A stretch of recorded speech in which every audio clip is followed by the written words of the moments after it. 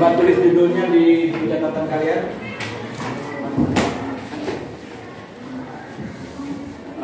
Bagian pertama ya, pelajaran kita ya, bab 1. Kedudukan dan fungsi Pancasila. Kedudukan dan fungsi Pancasila. Ditulis judulnya di buku catatan kalian. Waktu kalian di kelas 7, kalian kan udah juga mempelajari tentang Pancasila ya. Waktu itu kalian mempelajari bagaimana lahirnya Pancasila ini ya, yaitu perumusannya. Jadi ternyata Pancasila ini kan udah lama kita kenal, dan dia itu menjadi dasar negara kita, fondasi negara kita. Jadi negara kita ini berdiri di atas nilai-nilai Pancasila itu. Ibarat sebuah rumah seperti gedung kita ini dapat berdiri karena ada fondasinya yang di bawah ya, sehingga dia dapat berdiri. Nah, negara juga seperti itu anak.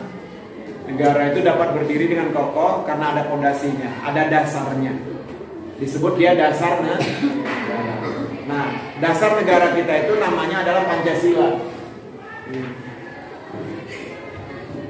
Pancasila ya, itu dasar negara kita. Itu kalian sudah paham ya? Yang pertama apa? Ketuhanan. Yang pertama apa? Ketuhanan. Iya. Yang pertama, coba ya, keras sama-sama. Ketuhanan yang Maha Esa. Ketuhanan yang Maha Esa. Esa. Kedua, Kemanusiaan yang adil dan beradab. sama-sama. Kemanusiaan Yang adil dan beradab. Yang ketiga, Persatuan Indonesia. Persatuan Indonesia. Yang keempat, Kerakyatan yang dipimpin oleh hikmat kebijaksanaan dalam permusyawaratan.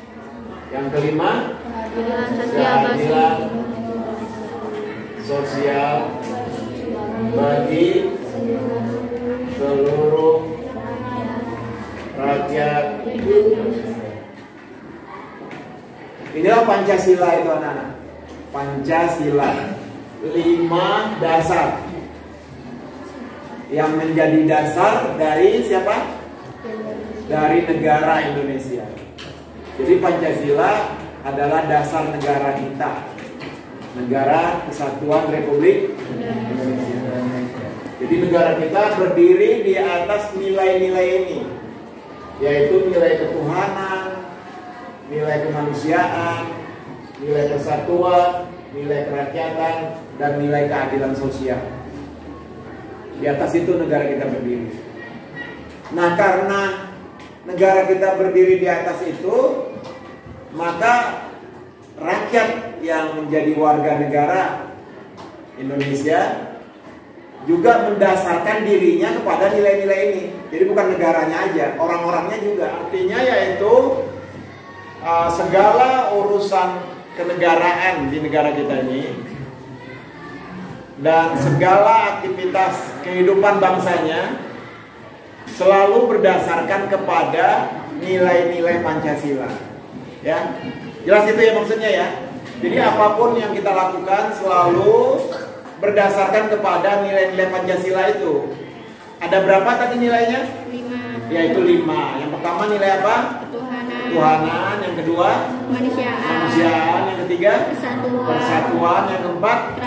Kerakyatan. Yang kelima? Keadilan sosial. Jadi apapun yang kita lakukan, baik pemerintah, para pejabatnya, ya, presidennya, para menterinya, gubernur, bupati, wali kota, sampai ke tingkat terendah dari pemerintahan kita, semua tindakan mereka itu harus berdasarkan kepada kelima sila tadi. Gak boleh bertentangan. Termasuk kita, warga negara, rakyat, juga dalam tindakan kita harus selalu berdasarkan kepada nilai-nilai Pancasila. Ya. Paham anak-anak ya? Nah, jadi Bapak rasa itu sudah clear di antara kita semua. tentang bagaimana sejarah perumusannya. Kamu ingat pembentukan BPUPKI ya? Proses awal adanya Pancasila ini untuk menjadi dasar negara ini, proses penggodokan awalnya itu di mana?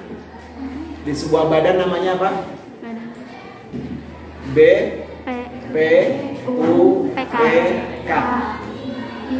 B itu Badan Penyelidik Usaha Persiapan Kemerdekaan Indonesia. Ya, yang waktu itu diketuai oleh siapa? Siapa tadi jawab? Siapa ketuanya? Jadi ini kan ini yang banyak ini, semua ini itu dirumuskan ya, dirumuskan ya oleh para pendiri negara kita ya, dirumuskan oleh para pendiri negara kita, para pendiri negara kita yang tergabung di dalam BPUPK. Atau ada yang menulisnya I, ada I-nya gitu ya. Yaitu Badan Penyelidik Usaha Persiapan Kemerdekaan Indonesia. Diketuai oleh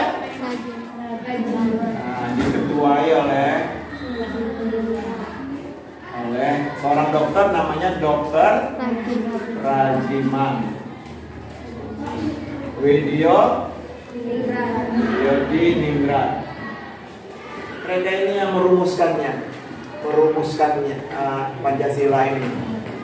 Walaupun prosesnya banyak ya, tidak langsung jadi kayak gini ya, tidak langsung jadi begini. Mulai dari sidang tanggal berapa? Mulai dari sidang 29 Mei ya. Mulai dari sidang tanggal 29 Mei sampai 1 Juni 1945. Terus dilanjut lagi sidang tanggal 10 sampai 17 Juli 1945 ya. Jadi prosesnya panjang anak-anak. Bapak harap kalian mengingatnya ya. Mengingatnya, membacanya kembali gitu ya. Karena ketika mereka sidang 29 Mei, 31 Mei, terus 1, nah itu belum putus menjadi Pancasila seperti ini belum. Lalu dilanjutkan oleh siapa? Dilanjutkan oleh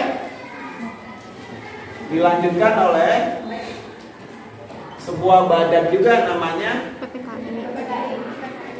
belum ke situ.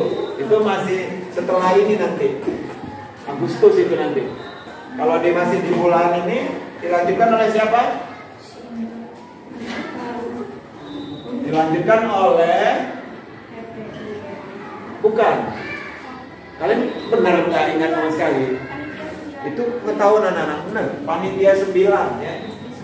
Dilanjutkan oleh Panitia 9. Nih.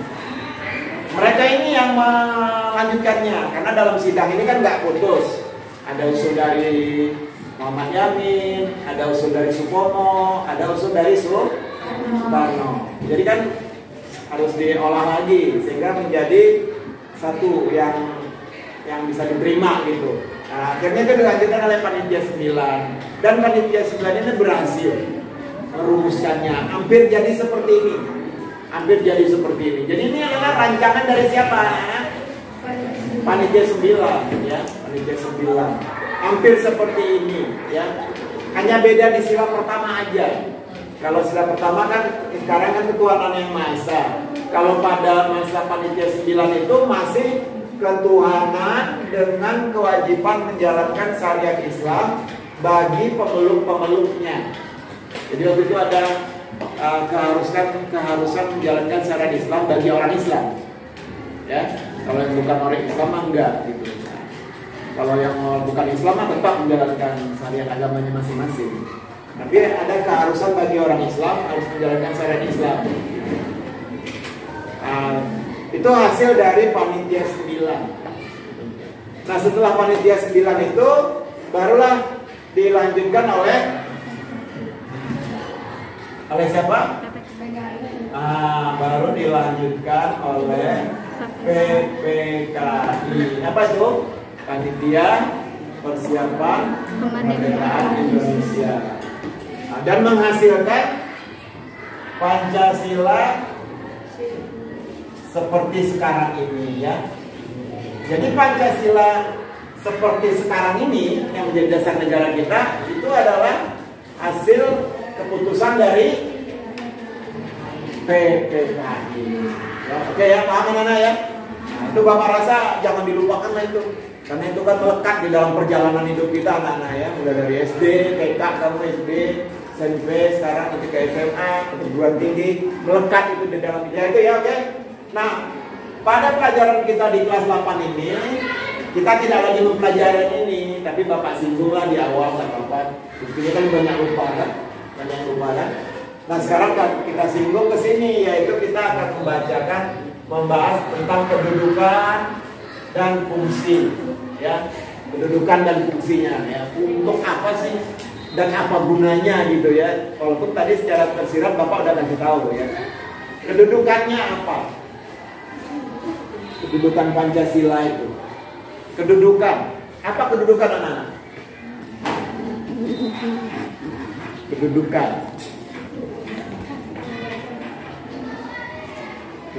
itu apa? Kedudukan itu ya kata dasarnya apa? Kedudukan kata dasarnya apa? Kedudukannya berarti sebagai apa gitu ya. Misalnya kalau Bu Diana kemarin kedudukannya apa? Kepala sekolah, jabatannya ya, kedudukannya ya, fungsi apa, posisinya gitu ya. Kedudukan itu nanti posisi ya artinya ya. Kalau fungsi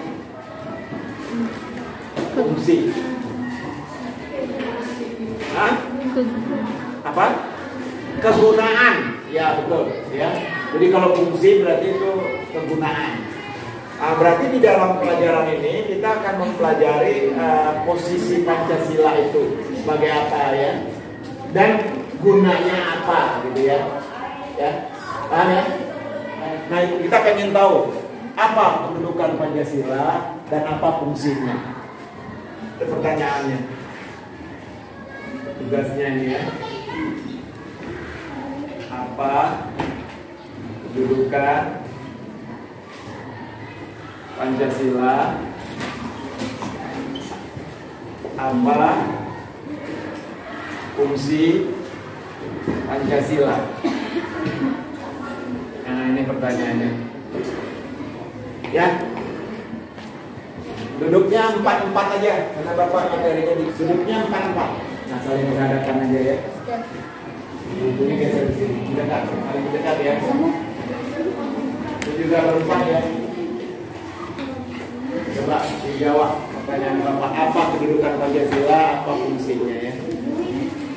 Ini merapat lah, mendekat. Geser di sini, banyak kosong ini. Geser di sini apa? Merapat aja ya. Merapat. Berdekatan. Berdekatan. Ayo. Jawab pertanyaan Bapak. Apa kedudukan Pancasila? Apa fungsi Pancasila? Kedudukannya tidak satu kan, ada beberapa kan. Fungsinya ada beberapa gitu. Tidak satu aja. Silakan dijawab, Bapak kasih waktu 20 menit. Diskusikan sama temennya, jawabannya boleh sama.